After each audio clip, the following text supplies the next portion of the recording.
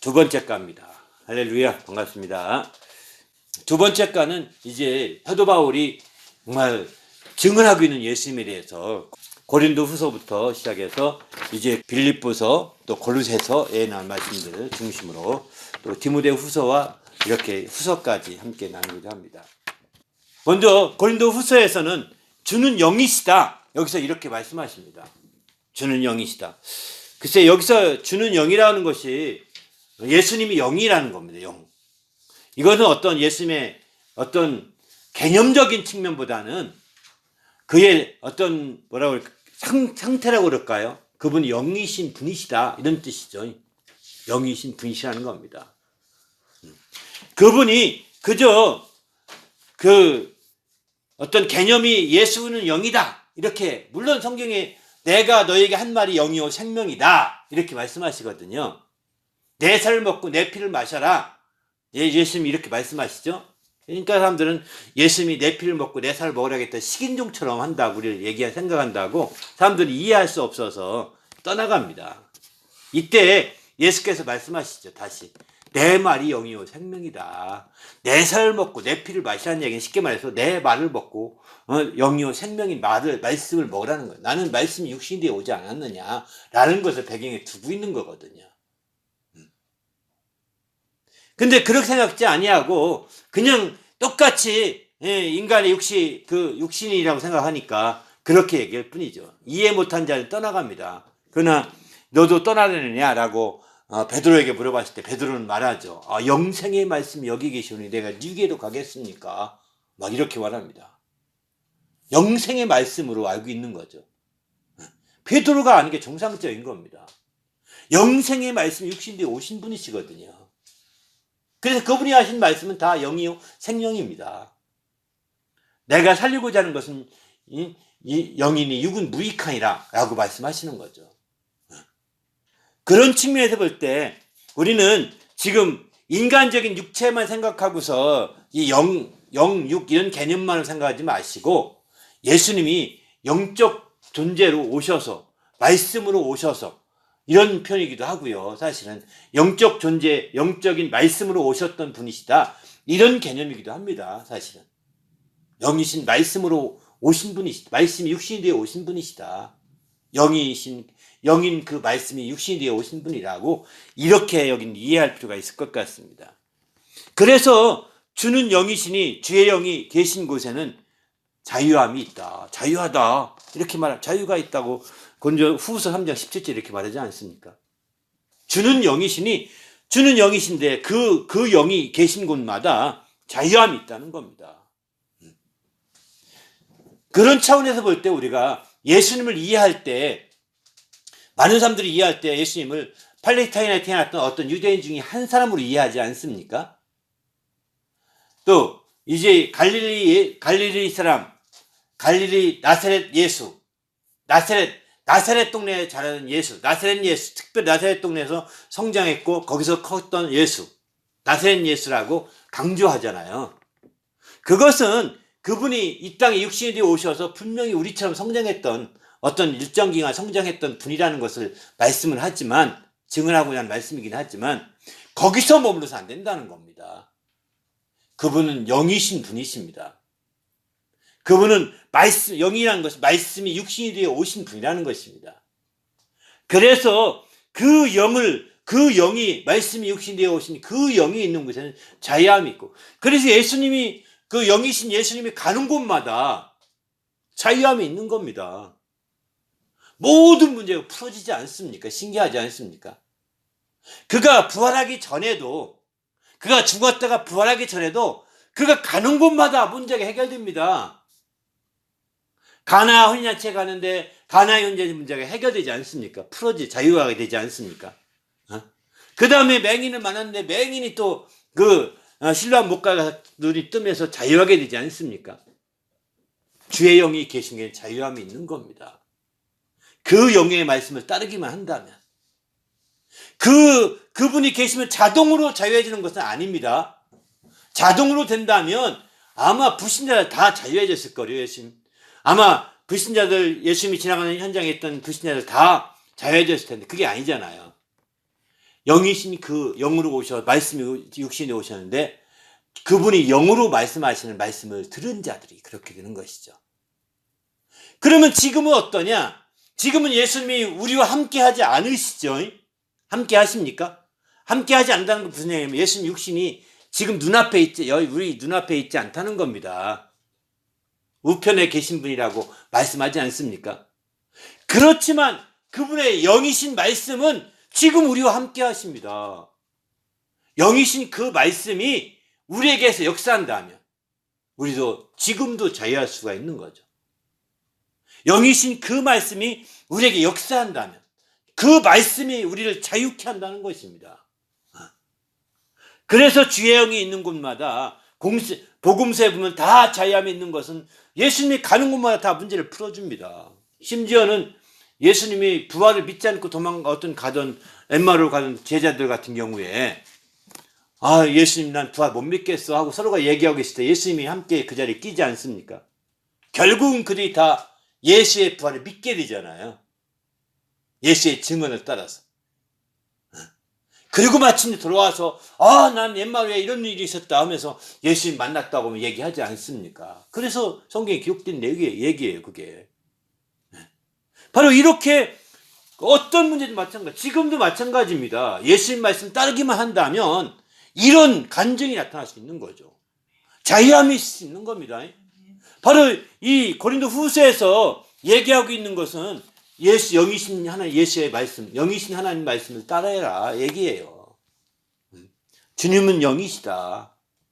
영이신 그분이 영으로 우리에게 말씀하고 계신다. 그 말씀을 따라야 된다라고 강조하고 있는 거죠.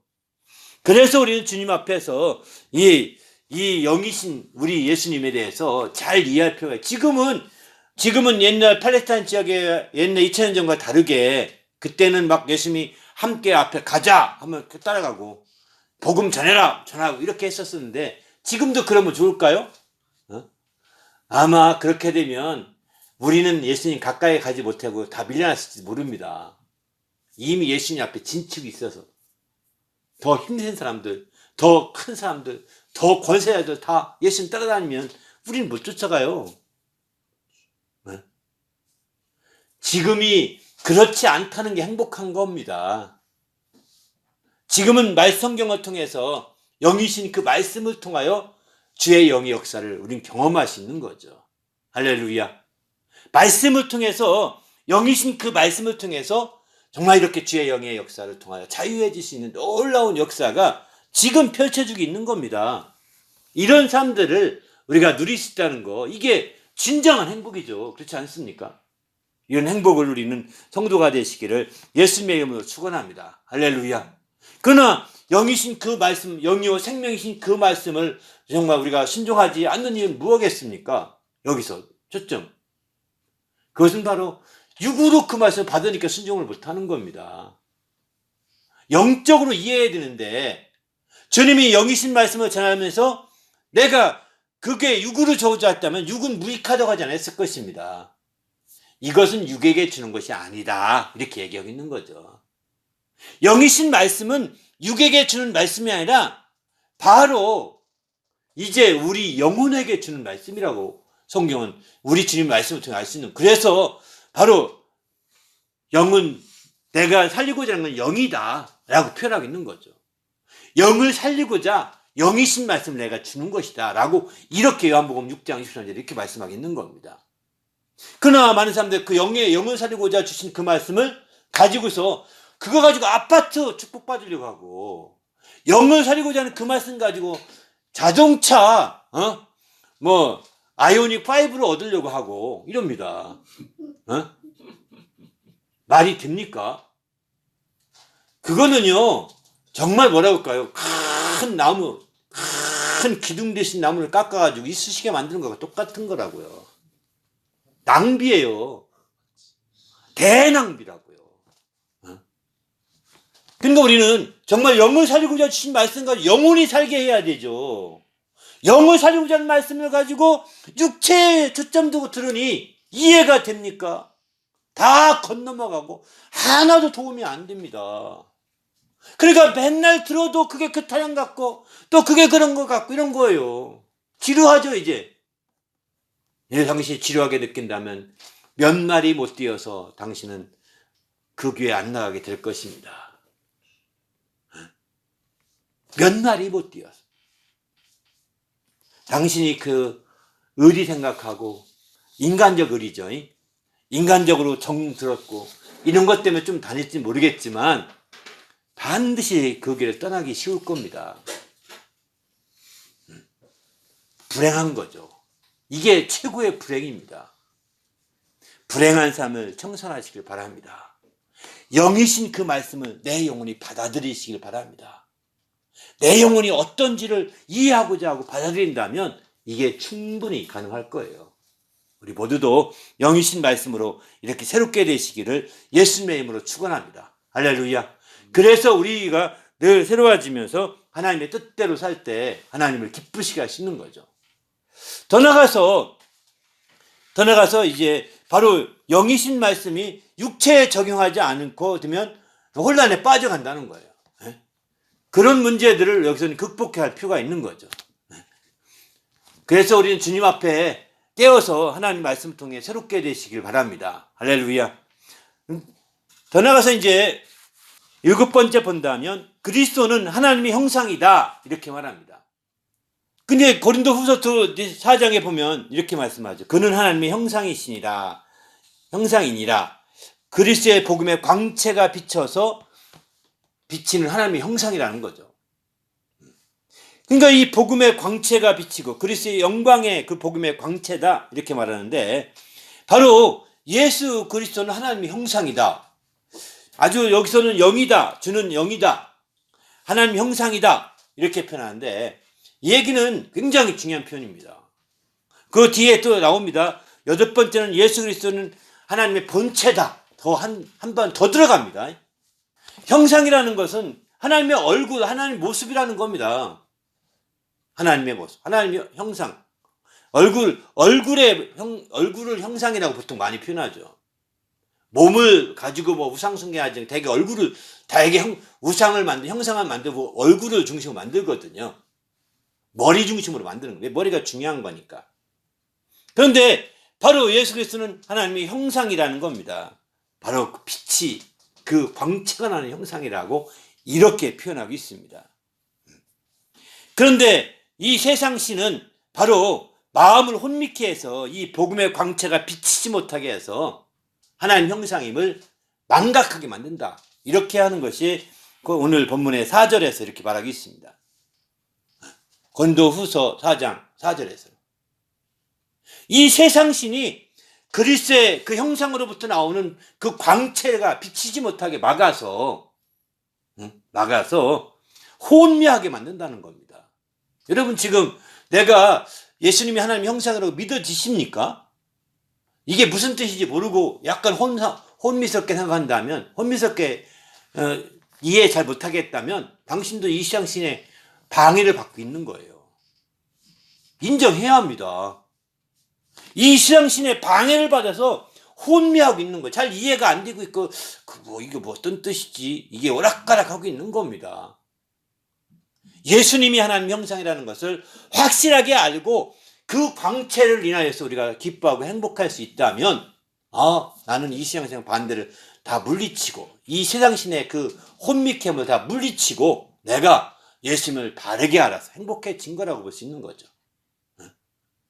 어떻습니까? 우리는 예수님에 대해서 그저 뭐 잘 몰라도 괜찮으려는 생각하는데 몰라서 괜찮은 게 아무것도 없습니다. 그냥 알면 좋고 모르면 어쩔 수 없고요. 이게 아닙니다. 이렇게 선택적이면 얼마나 좋겠습니까? 종교의 자유에 있어서 종교 아빠나 종교 자유 있으니까 이제 내 마음대로 할게요. 그 자유 세상 자유지 기독교 자유가 아닙니다. 세상 종교의 자유는 그렇어요. 법으로 인정하는 종교의 자유는. 그러나 예수 믿는 자유는 없습니다. 믿으면 구원받고 안 믿으면 지옥 가는 겁니다. 피할 수 없는 겁니다. 그게 대한 관심은 안 둬. 그냥 종교 중에 하나로만 장장하는 당신, 그야말로 불신자와 똑같은 마음으로 기독교를 잣대 재고 있는 거예요. 바로 이 서양신이 혼미하게 해서 나타난 현상들이라고 봐야 되는 거죠. 이 서양신이 혼미케 하는 거예요. 그렇게 온갖 지식을 가지고서, 온갖 것을 가지고서 혼란케 하는 거예요. 나도 자유가 있잖아요, 아빠. 왜? 나 다 성인이에요. 종교의 자유, 세상에 법이 주어진 종교의 자유이실지 모르지만, 근데 그 종교의 자유의 잣대를 가지고 신앙을 재기 시작하면 당신은 불신자라는 증거예요. 믿음이 없다는 증거입니다. 그거 내려놓으셔야 됩니다. 그리고 예수 믿는 데는 자유가 없어요. 사느냐 죽느냐 문제지. 사느냐 죽느냐 문제 그건 자유입니까? 죽는 게 자유인가요? 사는 게 자유인가요? 살아야 되는 겁니다. 살고 죽는 문제에 있어서 자유 마음대로 선택할 권한이 없습니다. 왜냐하면 주권이 내게 있지 않기 때문입니다. 사는 자유, 심지어 죽는 자유도 말할 것도 없지만 사는 자유도 내 마음대로 사는 거 아닙니다. 여러분 지금 살려고 하다가 갑자기 하나님 불러서 간다고 할 때 하나님 나 억울해요. 나 자유롭게 사는데 자유롭게 살고 싶어요.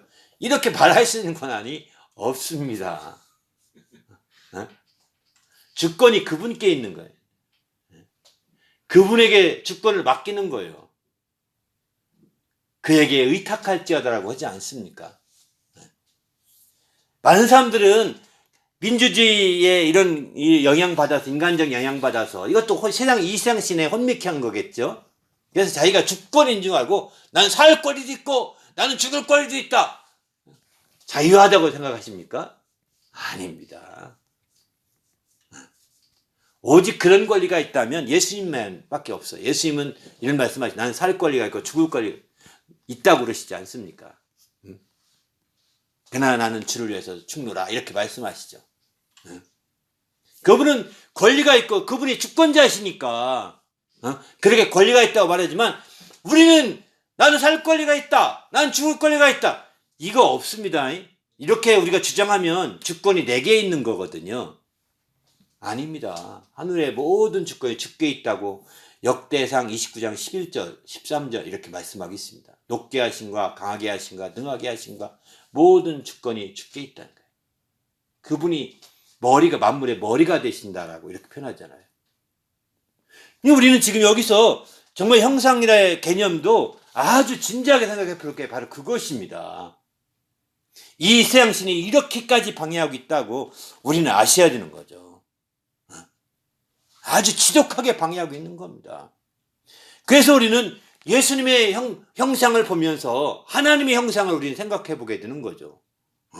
하나님이 우리는 본 적이 없습니다. 하나님 아버지는 본 자가 없다고 성경에 이렇게 딱 부르지 말합니다. 그런데 예수 그리스도의 형상을 보면서 아 저분이 하나님의 형상이시구나. 이렇게 우린 믿어야 되는 겁니다. 그래서 예수를 본 자가 하나님을 본 자라고 말하고 있는 거예요. 나를 본 자가 하나님을 본 자다 라고 이렇게 빌립보서에서는 그렇게 표현하고 있죠. 나를 본 자는 하나님을 본 자라고. 우리 모두가 정말 예수님을 확실하게 보고 의지하는 성도가 되시길 바랍니다. 할렐루야. 그래서 예수를 본 자가 하나님을 본 자임을 확실하게 믿을 수 있다면 이게 가장 분명하지 않겠습니까? 우리 모두도 예수를 본 자가 하나님을 본 자라고 알고 믿음을 가지고 달려나가시길 바랍니다. 할렐루야. 그래서 정말 예수님이 바로 이제 하나님의 형상이라는 것을 알고 우리가 예수님에 초점을 두고 막 따라가는 이유가 거기 있습니다. 예수님이 하나님의 형상이기 때문입니다. 오직 예수에게 중심을 두고 예수에게 초점을 두고 예수를 따라가고 예수만 믿는 것은 거기에 있는 거예요. 그래서 주님께서도 그 하늘에서 사도행전 마태복음 17장 보게 되면은 변형된 산에 올라갔을 때 하늘에서 음성이 내리기를 내 사랑하는 자여 내 기뻐하는 자여 너희는 저의 말을 들으라 이렇게 말씀하시거든요. 왜? 내 사랑하는 아들이요 내 기뻐하는 자인데 저가 바로 내 형상이다. 저를 따르고 저의 말을 들으라 이렇게 말하는 것과 똑같은 것입니다. 예수님이 정말 다른 기준이 없습니다. 세상에 점점점 마지막 때가 되면 될수록 예수를 핑계 삼아서 나는 예수의 삼촌이다, 나는 예수의 조카다, 나는 예수의 동생이다, 난 예수의 또 다른 형이다, 나는 또 다른 예수의, 이런 식으로 나오죠. 이거 아닙니다. 또 이제 어떤 데는 예수님이 또 잠깐 동안 와서 또 써는 거다 이거는 하면서 후기 그리스도인이다 이렇게 말하기도 하는, 후기 미랄 마릴성도 후기 그리스도인의 교회죠. 그래서 미국의 몰몬교. 그냥 이 참 예수를 핑계 삼아 기가 막히게 끌고 가가지고 이렇게 나중에는 최후에는 싹 빠집니다. 예수는 별거 아니야. 내가 중요해. 그래서 교주 중심으로 끌고 갑니다. 정신 바짝 차려야 합니다. 예수에게서 조금만 빗나간 얘기 한다면 당장 떠나야 됩니다. 그 교회를. 더 이상 다니란 당신 영혼이 완전히 오염되고 이 세상신에게 사로잡힌 바 되어서 함께 정말 몰살당할 수도 있습니다. 여러분 정말 9.11 테러에 의해서 무역센터 빌딩이 무너질 때 그들이 함께 몰살되잖아요. 거기 예수 믿는 사람도 있습니다. 테러에 의해서 함께 몰살되잖아요. 물론 하나님이 그들을 믿는 자들은 구원하시겠지만 바로 이렇게 우리는 정신 바짝 차리지 않게 되면 함께 이 세상신에 몰살시키려는 것 함께 몰살될 수 있습니다.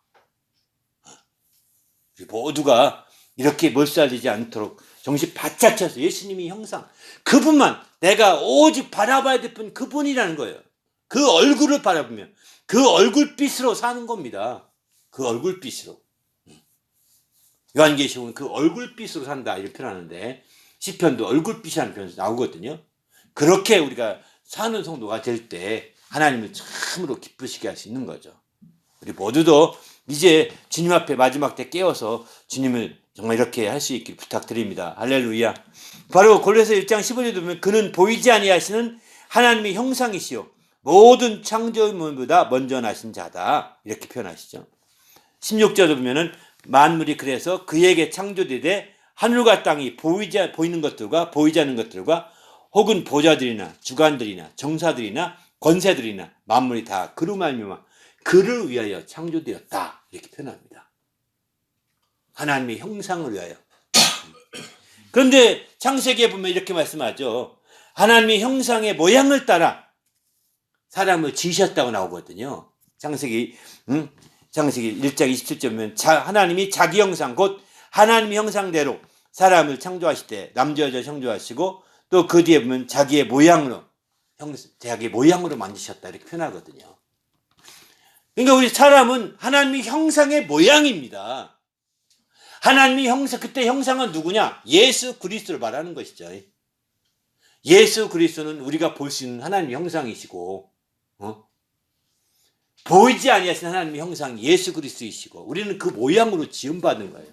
그러니까 우리 사람들은 이 창세기 말씀과 이 신약의 말씀을 연결시켜 본다면 사람들은 예수 그리스도를 위하여 먼저 창조된 자라고 볼 수가 있는 거죠. 예수 그리스도를 위하여서 그 예수님이 오실 길을 위해서 먼저 그 모양으로 우리를 창조해서 이 땅에 보내신 겁니다. 그리고 마침내 이 땅에 살아 번성하게 하다가 그 중에 한 사람을 택해서 그가 오실 길을 택하셔서 그 형상을 나타내신 것이죠. 모양으로만 우리는 만들었는데 그 형상을 뚜렷하게 드러내신 겁니다. 그분이 누구시냐? 예수 그리스도라고 우리는 봐야 되는 거죠. 이제 우리 주님 안에서 이렇게 예수님이 정말 하나님의 형상이라는 것을 확실히 알고 큰 자부심을 가지시기 바랍니다. 누가 하나님을 보이라고 하나님 보면 내가 믿겠다고 이런 사람들이 간혹 있지 않습니까? 근데 진짜 웃은 거죠. 너가 나를 보고도 하나님을 못 믿냐? 이렇게 우리가 말할 수 있어야 되는 겁니다. 나는 그 형상의 모양인데 내가 얼마나 못나게 살았으면 그 사람이 나에게 그렇게 말하겠습니까? 그렇지 않을까요? 나는 그 형상의 모양으로 내가 당신 앞에 서 있는데, 에?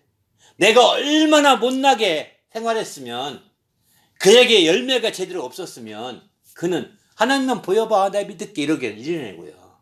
나를 통해서 하나님을 발견할 수가 없었던 거죠. 나를 통해서 나의 삶을 통해서 그가 하나님을 느끼지 못했던 거죠. 우리는 심각하게 생각해 볼 필요가 있습니다. 이해되십니까? 정말 내가 하나님의 형상의 모양으로 지음받았다는 거, 우리 온 인류가, 그리고 그거 사실 여러분 깨닫게 된 거 아닙니까, 이제? 그렇다고 한다면, 내가 가는 곳마다 내가 하나님의 모습을 나타낼 수 있는, 하나님의 형상의 모양으로 하나님을 느끼게 만들어줄 수 있는 그런 사람이 돼야 되는 거죠.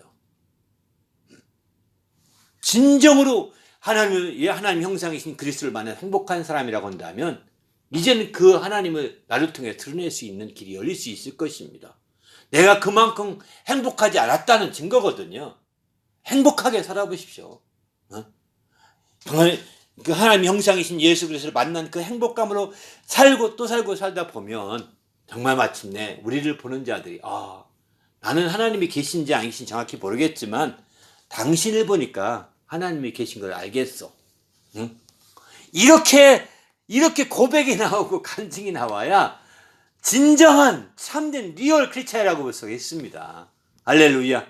이걸 목표로 우리가 정말 두고 나갑시다. 아마 여러분 이렇게 이제 말씀드리면서 목사님 당신은 어떻습니까? 라고 저한테 질문할지도 모르겠습니다. 저도요 사실은 부족합니다. 저는 대학생 때 비슷한 말 한 번은 들어봤어요. 그 뒤는 못 들어봤는데, 예? 야, 넌 참 어떻게 그렇게 예수 믿냐? 너를 보니까 하면서 내가 정말 변함없이 꾸준히 믿는 모습이 참 멋있다고. 너를 보니까 하면서 하나님까지 응원 안 했지만 정말 굉장히 저로서는 극칭찬을 받았습니다. 마지막 그 은혜의 밤 할 때, 그 은사의 밤을 할 때 그런 얘기를 하더라고요, 친구가. 졸업하는 날, 학교 졸업하는 날 마지막 이제 서로 먹고 얘기하고 하는데 그 얘기를 옆에 친구 한 사람이 그렇게 얘기를 보면서 내가 정말 변함없이 바르게 살긴 했나 보다. 조금 더 살아서 더 하나님의 형상의 모양으로 언제 살았더라면 그 얘기 더 나왔을 텐데 하나 아쉬움이 있는 거죠. 야, 너를 보니까 하나님을 있는 걸 분명히 믿겠어. 나도 믿어야 될 것 같아. 이런 말까지 나와야 정상인데 그 일보 직전에서 머무는 거 보면 아쉬웠어요. 그렇지만 저로서는 그게 극칭찬이었어요. 그 뒤에는 사실 그런 칭찬을 받아본 적이 없어서 죄송할 뿐입니다. 열심히 더 앞으로 정말 목사님을 보니까 하나님 정말 계신 것 같아요. 나도 그 하나님 믿을게요. 이렇게 될 수 있도록 열심히 주의 뜻대로 살도록 노력하겠습니다. 우리 모두도 정말 주의 뜻을 이루는 하나님 형상의 모양으로 지음받아 이제 하나님 형상이신 예수 그리스도를 만났잖아요. 그죠? 그러니 꽉 찰 수 있다는 거예요. 이제는 이해되시죠? 모양만 아니라 그 안에까지 꽉 찬 그 모습으로 세상에 비춰질 수 있잖아요. 그러니까 우리를 통해서 하나님을 느끼게 만들 수 있는 겁니다. 우리를 통해서 하나님을 깨닫게 만들 수가 있는 거죠. 이런 놀라운 역사들이 가능하지 않겠습니까? 이렇게 되기를 꼭 좀 부탁드립니다. 할렐루야. 그 다음에 8번째는 이제 그는 근본 하나님의 본체다. 그는 형상만이 아니라 이제 얼굴 중심, 머리 중심으로 앞에 설명한 거잖아요. 그죠? 이제 빌립보에서는 그는 하나님의 본체다. 이렇게 말합니다. 손, 발 다 본체라는 겁니다. 표현이 참 재밌죠? 하나님의 본체라는 겁니다. 2장 빌립보 2장 6절에 보면 그는 근본 하나님의 본체시나 본체라고 하면 하나님과 동등된 분야는 겁니다. 이해되시죠? 그는 본체시지만 하나님과 동등됨을 취하지 않았다. 이렇게 단지 얘기할 뿐이죠. 하나님과 하나님의 본체시니까 그러잖아요. 몸통이 어디냐 이런 얘기 하지 않습니까? 꼬리 자르기 한다고 정치에서 그런 얘기 많이 하잖아요. 꼬리 자르기 한다고 이렇게 얘기하면서 몸통이 어디냐? 몸통을 찾아라 이러거든요. 본체라는 것은 그 몸통이라는 겁니다.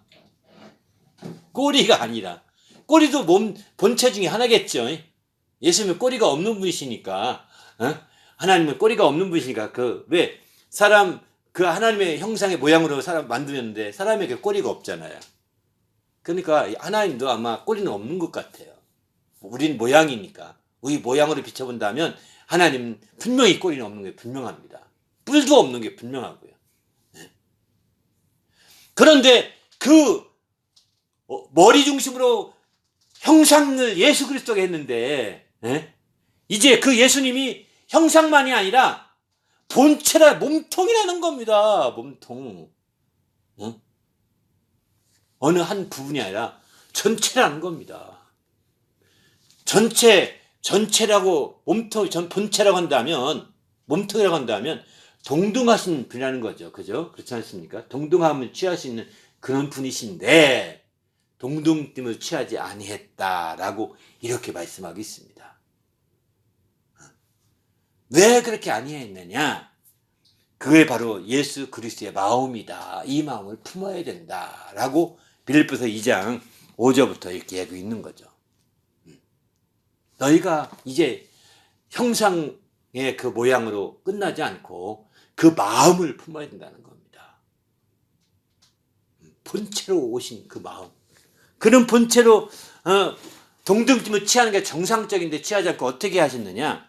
그는 자기를 비워서 종의 형체를 가지고 사람과 같이 되었고 그 다음에 사람의 모양으로 나타나셨음에 자기를 낮추시고 죽기까지 복종하셨다. 이렇게 표현합니다. 자기를 비워서 종의 형체를 가져서 사람과 같이 되었고 사람의 모양으로 나타나셨다는 거예요. 이렇게 사람의 모양으로 나타나기 전에 하나님께서는 그 형체의 모양으로 사람을 지으시고 창세기 1장에서는 근데 그 다음에 이제 형상의 모양으로 지시고 그분은 그 사람의 모양으로 오셨다 이렇게 이야기하거든요. 그러니까 하나님이 형상이지만 사람처럼 모습으로 오셨다는 그런 표현을 이렇게 하고 있는 것이죠. 그래서 사람은 예수님이 오시기 전에 예수님이 오실 모습으로 먼저 창조하신 거라고 볼 수밖에 없는 거죠. 그리고 예수님은 그 사람의 모습으로 이 땅에 나타나신 거죠.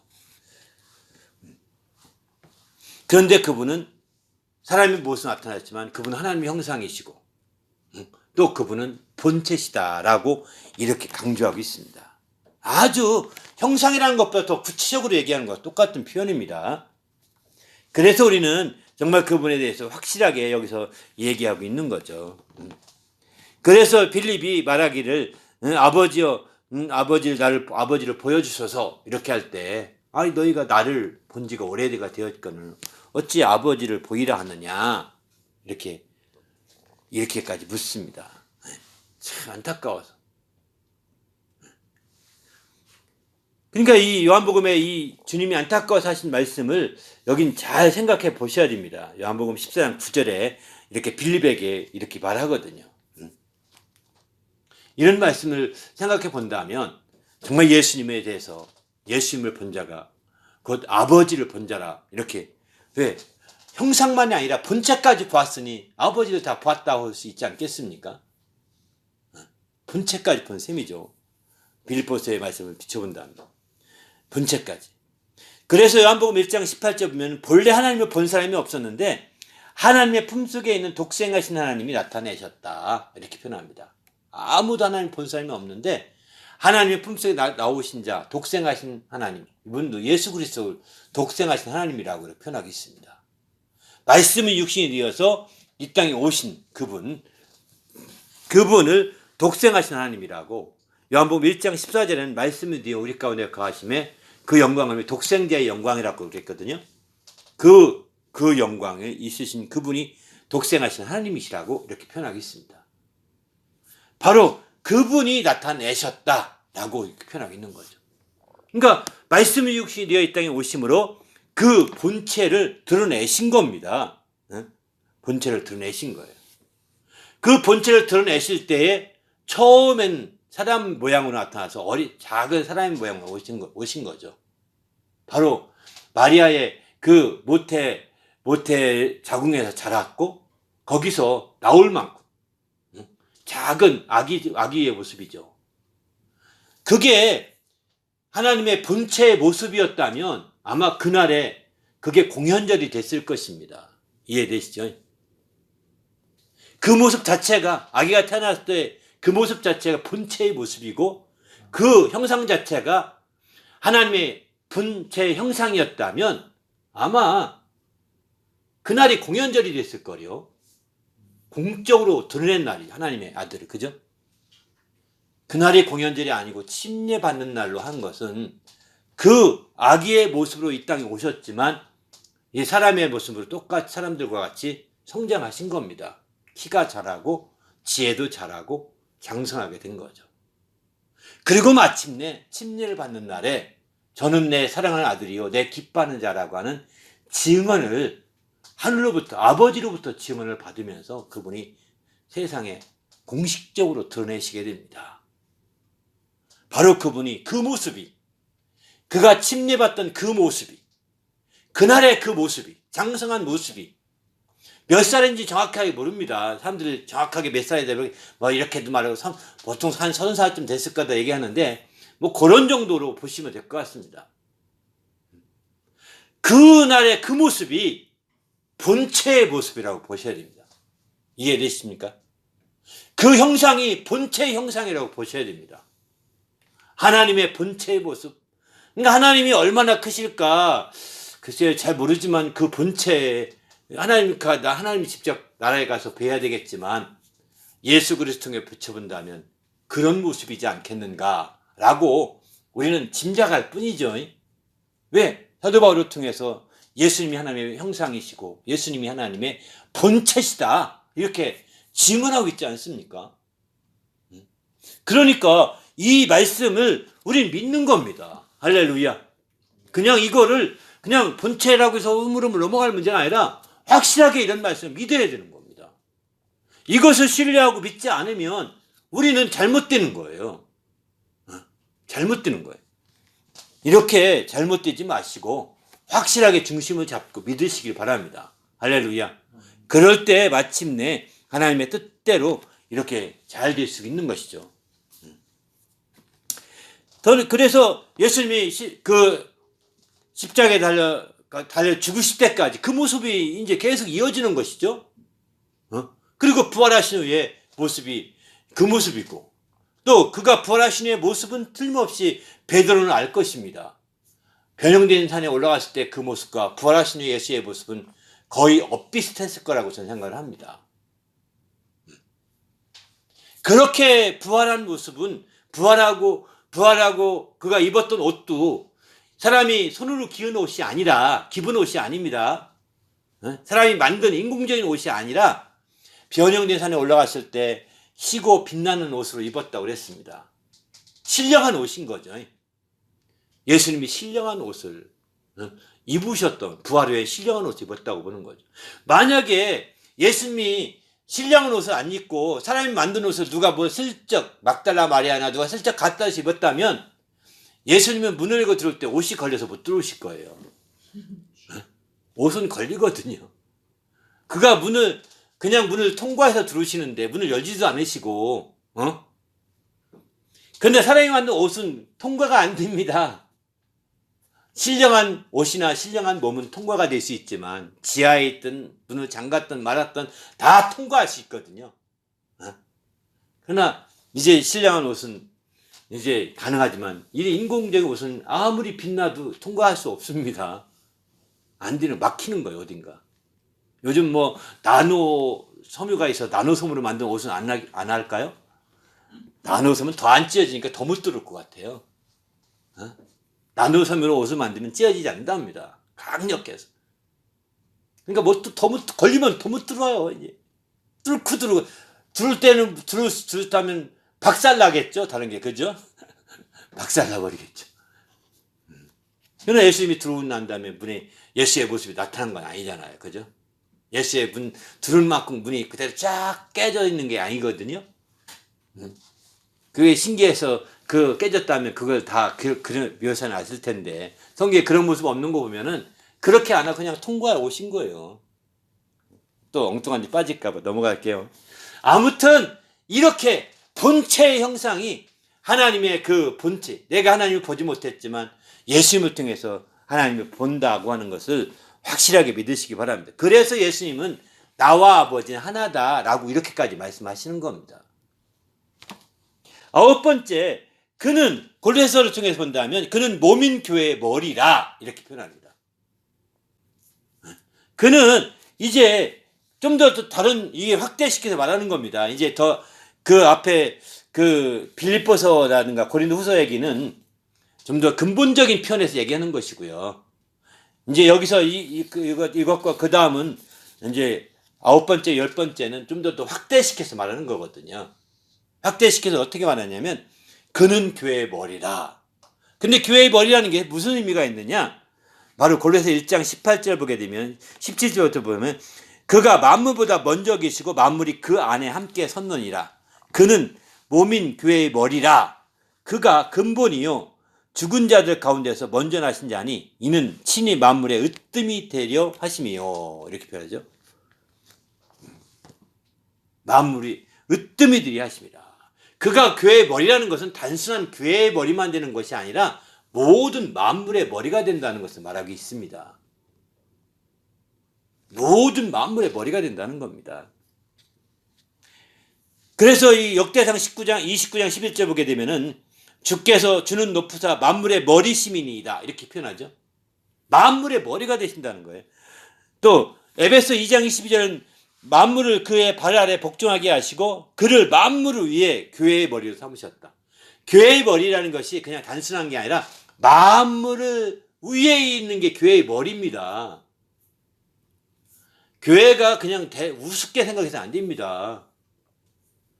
교회는 만물 위에 있는 거예요. 그리고 그 교회의 머리는 예수 그리스도이신 거죠. 만물 위에 있는 교회의 머리가 예수 그리스도인 거죠. 교회를 사람들은 뭐 작다고 해서 우습게 보기도 하고 규모에 따라서 우습게 보기도 하고 크다고 해서 대단하다고 생각하고 인간의 눈으로 보는 대로 판단하기 쉬운데 작다 크다를 떠나서 당신은 정말 교회를 소중히 여겨야 합니다. 정말 가치 있고 만물 위에 있는 거다. 어떤 것보다 더 위에 있다고 하니까 나쁜 말로 표현한다면 군림하고 있는 거예요, 사실은. 나쁜 말이라고 제가 표현했는데 그걸 지나치게 강조하면 군림하려고 한다고 오해받을까 봐 제가 그런 표현한 거거든요. 그러나 정말 이건 사실입니다. 만물 위에 있는 교회예요. 만물을 충만케 하신 자의 충만이 교회에 있다는 겁니다. 이렇게 그래서 교회를 통해서 이 만물에 대해서 접근해 가고 있다고 보셔야 되는 거죠. 교회를 통해서 하나님은 만물의 으뜸이 되게 하려 하심. 이렇게 머리가 된 것은 골로새서에서는 만물이 으뜸이 되게 하게 하려고 하셨다고 표현하고 구약의 역대상에서 나오는데 만물의 머리가 되신다 이렇게 표현합니다. 이 만물의 머리가 되신다는 것은 이제 골로새 2장 10절에서는 이렇게 표현합니다. 모든 통치자와 권세와의 머리가 되신다. 여기서 모든 통치자와 권세는 하늘에 있는 모든 통치자와 권세까지 다 포함됩니다. 땅에 있는 권세 정도가 아닙니다. 또 요한계시록 1장 5절에 보게 되면 땅의 임금들의 머리가 되신 예수 이렇게 표현하죠. 땅의 임금들의 머리가 모든 임금 이 땅의 모든 임금들의 머리가 되신 교회가 머리가 된다고 할 때 단순한 교회 머리가 아닙니다. 이 땅에 있는 모든 임금들의 머리가 되신다는 것입니다.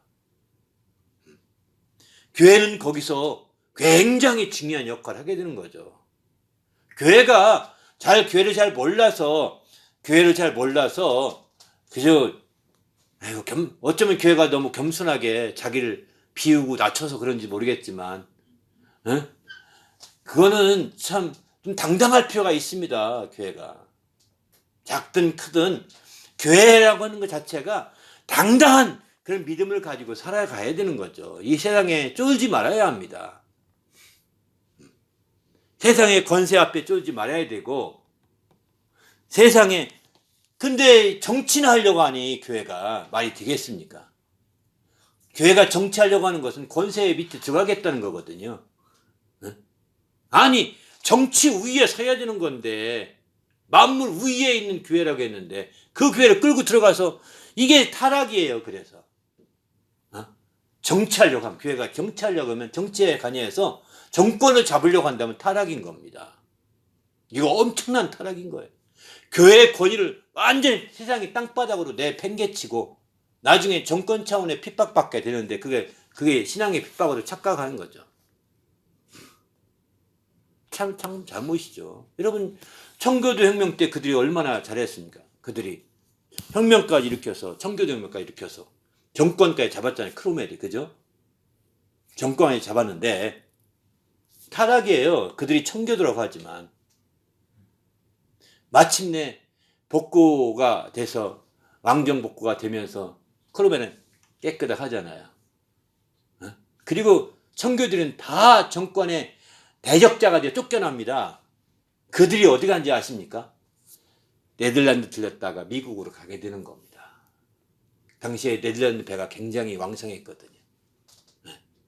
그 배가 굉장히 많았기, 거기서 배 타고 미국 가는 거예요. 그게 메이플라워라고 하는데, 그들이 가서 다시 우리는 정치하지 말자. 정치하면 이렇게 정치 없이 쫓겨나는 신세가 된다. 그 미국에 온 청교도인들이 이제 정치를 아예 이렇게 분리시키는 거예요. 그렇다고 선거는 하죠. 그렇지만 정치에 관해서 정권을 잡으려고 하지 않는 겁니다. 그건 타락입니다. 교회는 만물 위에 있는 교회의 머리라고 했는데, 교회라고 했는데, 만물 위에서 있는데 만물 밑에 임금들 밑으로 들어가려고 하고 대통령 밑으로 들어가서 함께 그런 짓을 하려고 하니, 예? 교회가 타락이 되는 거죠. 그래서 우리는 교회의 머리라는 것을 그냥 단순하게 예수님이 교회의 머리만 된다, 교회론을 강조할 때는 그걸 많이 강조했지만 여기서는 그게 아니라는 겁니다. 좀 더 놀라운 거죠. 더 나가서 땅의 임금들 머리뿐만 아니라 하늘의 통치자들, 하늘의 권세들까지 머리가 되신다는 겁니다. 그러니까 이 얘기는 만유의 하늘에까지, 만물은 우리가 사람이 보이는 피조물들을 다 만물이라고 그러는데 그 중에서도 이제 보이지 않는 세계까지 포함한다. 만유라고 표현하거든요. 만유. 있는 것들이 모두의 머리가 되시는 거죠. 모든 통치자와 권세의 머리라는 것은 만유의 머리가 되신다라고 하는 것과 똑같은 표현이기도 합니다. 근데 또 한 가지 좀 더 들어갑니다. 좀 더 크게 보는 거죠. 그리스도는 만유시요, 만유 안에 계시다, 이렇게 표현하거든요. 고려 3장에 보게 되면은 만유시요, 만유 안에 계시다, 이렇게 표현합니다. 이 표현도요 대단한 거죠. 이거는 마치 본체와 똑같다는 표현입니다. 아까 형상이, 그리스도는 하나님의 형상이라고 했고 그 다음에 또 본체라고 따로 설명하잖아요. 근데 여기서는 이제 만유의 교회의 머리라고 표현하고 만유라고 표현하는 것은 그분은 만물의 머리가 되시면서 그 본체와 같이 만유가 되신다, 이렇게 말하고 있는 거예요. 그 자체가 만유시라는 겁니다. 그리고 만유 안에 계시다, 이렇게 말하고 있습니다. 엄청난 얘기죠. 이게 저도 이렇게 설명하면서 제 자신이 막 벅차오르는데 여러분 어떤지 모르겠습니다. 정말 그분이 만유의 머리가 되시고 그 몸통인 만유가 그분 자체가 그 만유가 그분이라는 거예요. 만유의 머리로 끝나지 않습니다. 머리로 지혜해서 조종하는 정도가 아니라 만유 전체가 그분이시라는 겁니다. 이렇게 얘기하고 있는 거거든요. 그러니 이제 만유의 머리로 끝나지 않고 만유 그 자체가 그분이라니, 그분의 무소부재하심을 여기서는 아주 강력하게 표현하고 있는 것이죠. 그분이, 그 만유 안에 그분이 계시다는 거예요. 만유 어디든 만유 안에 그분이 계시다는 거예요. 우리는 그분이 성경 말씀을 통해서 하나님 우편에 계신 자요, 강구하신 자라고 첫 번째까지는 배웠거든, 로마서 통해서. 그러면 그분은 하나님 우편에 고정된 분처럼 우리 생각하지 않아요. 그죠? 그러니까 이 땅에 그분은 없어. 이렇게 말하지 모르지만, 그렇게도 말하는 분도 있죠. 간혹 가다가. 쉽게 설명하려면. 지금 예수님 어디 계세요? 그럼, 하나님 우편에 계시지. 쉽게 이렇게 말하죠. 그러나 그분은 만유 안에 계시다고 이렇게 표현합니다. 그분이 우편에 계신 분이시지만 무소부지하신 분이라는 거예요. 우편에도 계시지만 지금 여기도 계신 분이라는 거 이렇게 이해하셔야 됩니다. 우편에도 계시지만 여기도 계신 분이고, 그러면 어떻게 그분이 동시에 있을 수 있느냐? 여기뿐만 아니라 한국에도 계시죠. 동시에 세 곳에 어떻게, 아니 한국뿐만 아니라 미국, 영국에도 계시죠. 어떻게 동시에 네 곳 다, 아니 수천 수백 곳에 동시에 그분 만유 안에 계신 분이라는 거예요. 이거를 인정하셔야 됩니다. 그분을, 그래서 우리는 그분의, 이걸 인정하는 자들은 그분의 무소부지하심을 인정하는 거거든요. 그분의 무소부지하심을 인정하게 될 때 우리의 신앙이 한 단계 완전하게 업그레이드 될 수 있는 거죠. 그분의 무소부지하심을 제대로 인정하지 않게 되면 우리 신앙이 한 단계 올라가지 않습니다. 만유 안에 그분이 계시다는 것, 만유가 그분이시라는 것, 여기까지 우리가 알아야 되는 거죠. 여기까지 알아야 우리 신앙이 항상 이렇게 겸손한 신앙, 항상 이렇게 뭐라고 할까, 이제 하나님 앞에 신전의식, 코람데오라고 그러죠. 하나님 앞에 있는 신앙, 이런 코람데오라고 하는 신전의식을 갖게 됩니다. 하나님 앞에 있구나. 난 항상 내가 정말 졸든 자든 먹든 마시든 화장실 가든 나오든 어든 다 하나님 앞이에요. 하나님 앞에, 정말 그분 앞에 내가 있구나. 이제 거기서 그분의 사랑을 받고 그분의 관심을 끌고 그분의 지도를 받고 그분의 인도를 받고, 그분은 어떻게 생각할 것인가, 나는 이걸 이렇게 생각하는데 그분은 어떻게, 내가 그분의 생각을 따라야, 그분이 멀리 있다고 하니까 감히 여쭤보지도 못하잖아요. 그분이 멀리 있다고 생각하니까 그분께 아뢰려고 하지 않거든요. 그러니까 이렇게 자꾸 그분이 정말 무소부지하시고 만유 안에 계시고, 우리가 TV를 봅니다. 그분이 TV 안에도 계신 분이십니다. 이거 어떻게 TV 안에 있냐고 막 비웃을지 모르겠지만, 그분이 지하실에, 우린 이제 여기 녹화하고 있는데 정말 지하실에도 그분이 계신 분이십니다. 지하 1000m 밑에 가셔도 당신이 거기도 주님이 계신 분이십니다. 록펠러라는 사람이, 유명한 사람이 이제 빚쟁이 쫓겨가지고 자기가 정말 저 1000m 밑으로 파고 들어갔답니다. 금광을 하려고 했는데 맨 걸 파봤더니 금은 안 나오고 맨 이상한 돌멩이가 나와가지고 이제 다 끝났다, 이제 포기하고 드디어 막 빚을 진 거죠. 엄청나게 빚져가지고 빚쟁이가 오니까 도망간 거예요. 맨 밑으로 갔답니다. 그러니까 다른 사람들은 들어가지도 못한, 나오기만 기다리는 거죠. 근데 거기서 하나님께 부르짖기를, 하나님이요 정말 하나님께 막 간구하고 부르짖었더니 음성이 들렸답니다. 더 팔아 이러더랍니다. 더 팔아. 그래서 무슨 얘기지?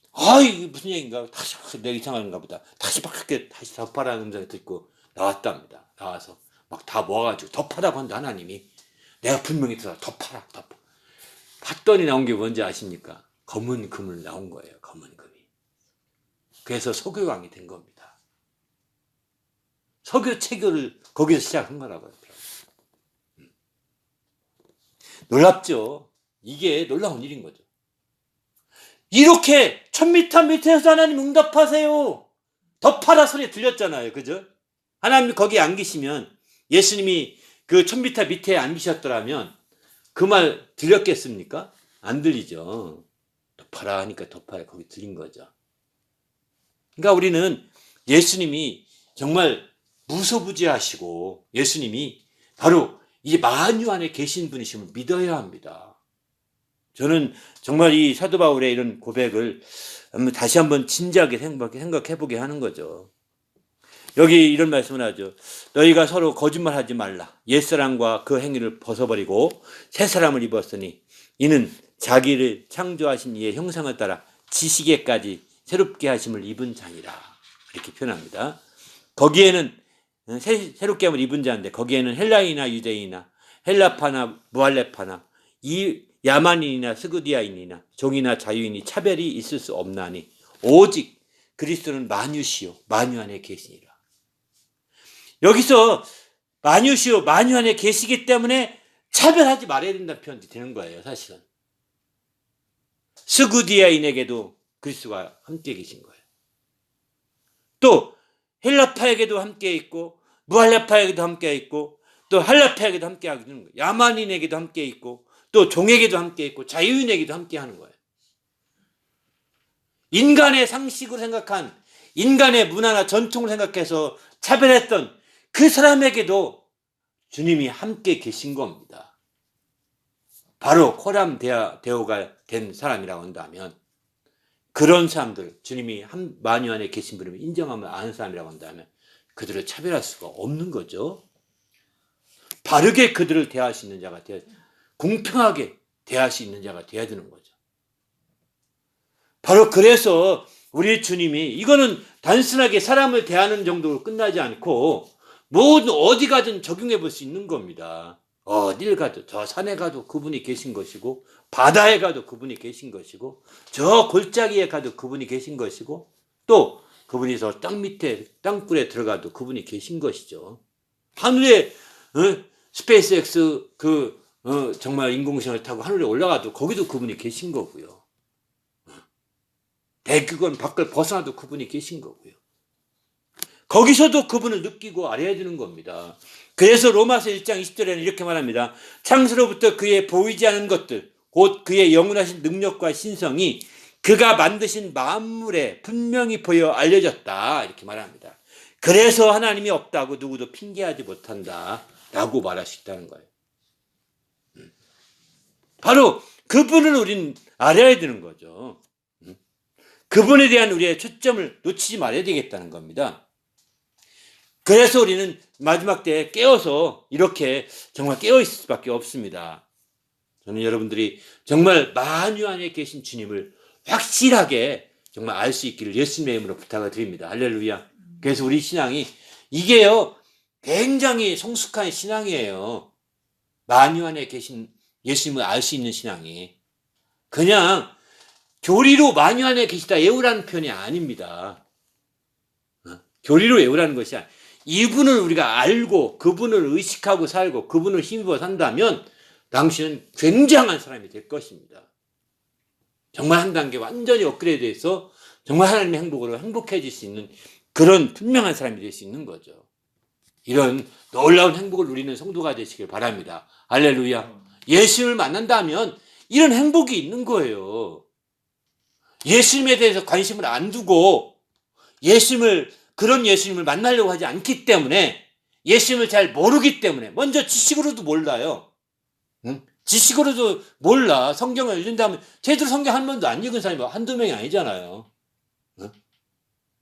성경을 통해 예수님을 알고자 하는 그런 생각이 안 갖는 거예요. 세상에 그 책은 많이 봐도 세상에 대학 다니면서까지 얼마나 책을 몇 번이나 봤습니까?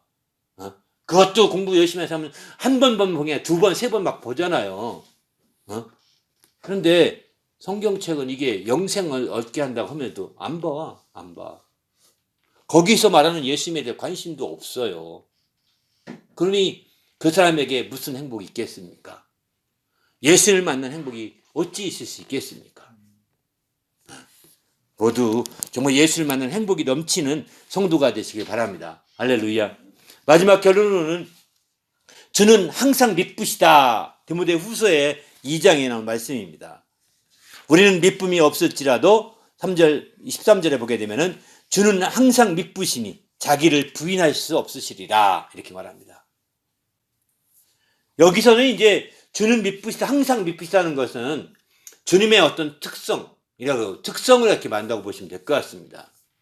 주님의 특성을. 보통 주님의 특성 하게 되면 주는 선하시다. 주는 은혜로우시다. 주는 의로우시다. 또 주는 인자하시다. 이런 표현도 많이 쓰잖아요. 이게 다 특성이죠. 그런데 주는 선하시다, 의로우시다, 인자하시다, 은혜로우시다는 표현은 다 구약에 나오는 신약에는 한 번도 안 나옵니다. 신약에는 다 묶어서 주는 미쁘시도다 이렇게 표현합니다. 참 신기하죠. 주는 은혜로우시고 뭐 이런 표현도 나오지만 실제 주는 뭐뭐 하시다 이렇게 표현은 안 나온다고요. 신약에서는 오직 나오는 것은 주는 미쁘시도다, 미쁘시다, 이 미쁘시다 이 표현만 나오더라고요. 제가 주는 하고서 뭐 다 쳐봤는데 안 나옵니다. 신약에서는 안 나와요. 구약에 나오는 표현들입니다. 구약에서는 여러 모습으로 주님의 특성들을 이렇게 얘기했지만 신약에서는 그걸 종합적으로 주는 미쁘시다 이렇게 말하고 있는 것 같아요.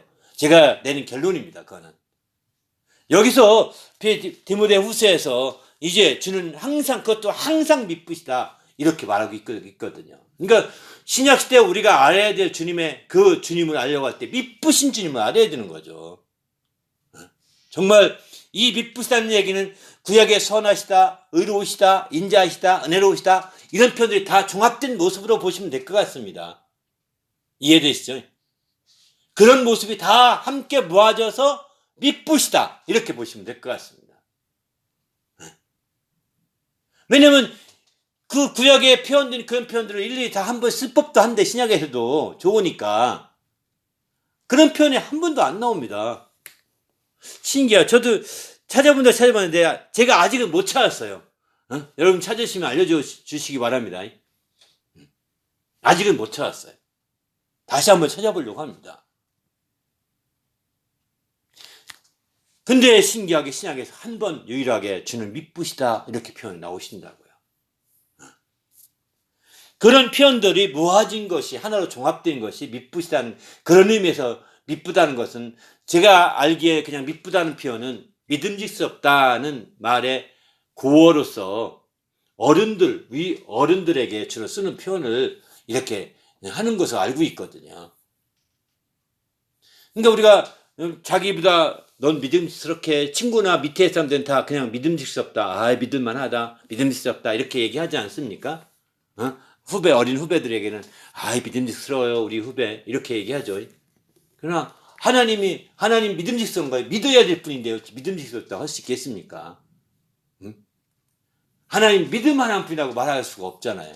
그런 표현 비슷하게 하나님께 쓸 때는 미쁘시다 이렇게 쓰시는 것 같아요. 일반적으로. 왜냐면 믿음직스러운 고어적인 표현이라고 하니까요. 어른들에게 주로 썼던 존댓말인 거죠. 존댓말인 거죠. 어른들이 아주 정말 신뢰만 하고 아주 이렇게 그분의 인자하시고 선하시고 의로우시고 또 은혜로우신 그런 분들을 신뢰만 하지 않습니까? 그죠? 이런 분들을 가리켜서 어른들 미쁘신 어른이시다 이렇게 표현할 수 있는 좋은 우리말이 아닌가 이런 생각이 듭니다. 아무튼 우리 주님은 그런 미쁘신 주님이십니다.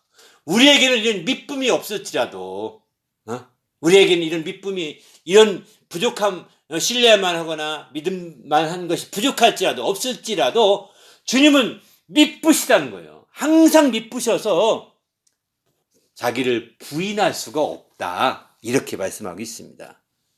우리 모두도 이제 주님 앞에서 이제 철저히 주님의 이런 미쁘심을 의지하시고 나가시길 바랍니다. 하나님 정말 로마서도 보면 이런 미쁘심에 대한 몇 가지 표현이 있는데 3장 3절 어떤 자들이 믿지 아니하였으면 어찌하리요 그 믿지 아니함이 하나님의 미쁘심을 패하시겠느냐. 미쁘심을 피할 수 없다. 그러니까 여기 미쁘심에는 주의 선하심을 피하시겠느냐. 인자하심, 의로우심, 은혜로우심 이렇게 다 이렇게 얘기해서 넣어도 되죠. 그러니까 그런 표현들이라 보시면 될 것 같습니다. 또 고린도전서 1장 9절도 보게 되면 하나님은 미쁘시도다. 주와 더불어 교제하시게 하시는 하나님은 참 하나님이 미쁘신 분이시다. 이렇게 표현하겠습니다. 주님만 미쁘신 것이 아니라 우리 주님과 함께 더불어 교제하게 하신 하나님 그분도 또한 미쁘신 분이시다. 왜냐하면 하나님과 주님은 한 분이시니까 당연히 미쁘시도다 하면서 이렇게 표현하겠습니다. 또 고린도전서 10장 13절 보게 되면은 하나님을 미쁘셔서 감당치 못할 시험을 당할 때는 허락하지 아니하신다는 거예요. 그래서 피할 길을 다 예비하신다는 거예요. 미쁘셔서 하시는 일이죠. 그러니까 그분이 인자가 선하시고 의로우시고 인자가 많으시고 은혜로우셔서 마침내 이제 감당치 못한 시험을 당할 때 그래도 견뎌봐 내버려 두는 것이 아니라 피할 길로 그걸 감당치 못해 시험을 받을 때는 그것을 피하게 만들어 주시는 거죠. 예? 하나님의 은혜로우신 분이신 거죠. 인자하시기 때문에 그렇게 하시는 거죠. 그런 것들을 다 미쁘셔서 하시는 일이다 라고 이렇게 표현하고 있습니다. 고린도후서 1장 18절도 미쁘다는 표현이 있어서 재밌는데요. 하나님이 미쁘시니라 우리가 너희에게 한 말은 예하고 아니라 할 것이 없다. 미쁘시기 때문에 아니라 할 것이 없다는 거예요. 아니 선하시고 인자하시고 은혜로우시고 또 의로우신 그분의 말씀 앞에 우리가 어찌 노할 게 있겠습니까? 없잖아요. 그러니까 이 미쁘다는 표현을 뭐 다른 뭐 필요 없이 구약에 말하는 그런 표현도 하나님의 특성, 주님의 특성을 모아서 한 단어로 만들었다 보니 가장 좋은 개념 같아요. 가만히 보니까. 이건 뭐 어렵게 설명할 필요가 없을 것 같습니다. 뭐 한국 고어가 어떻고 존댓말이 어떻고 이런 표현보다는 구약에 표현한 그런 표현들이 모아서 다 그걸 적용하면 똑같이 적용될 수 있으니까요. 베드로 전서 4장 19절도 하나님 미쁘심을 이야기하는데 미쁘신 창조주께 의탁할지어다 그러거든요. 그러니까 우리 영혼을 누구한테 의탁해요? 은혜로우신 그분께, 인자하신 그분께, 예? 선하신 그분께, 의로우신 그분께 의탁하는 거죠. 그죠? 그분께 의탁하는. 또 데살로니가서 5장 24절 너희 부르시는 미쁘시니 또한 이루시리라. 미쁘시어서 그분이 반드시 이루신다는 겁니다. 참 감사하죠. 네?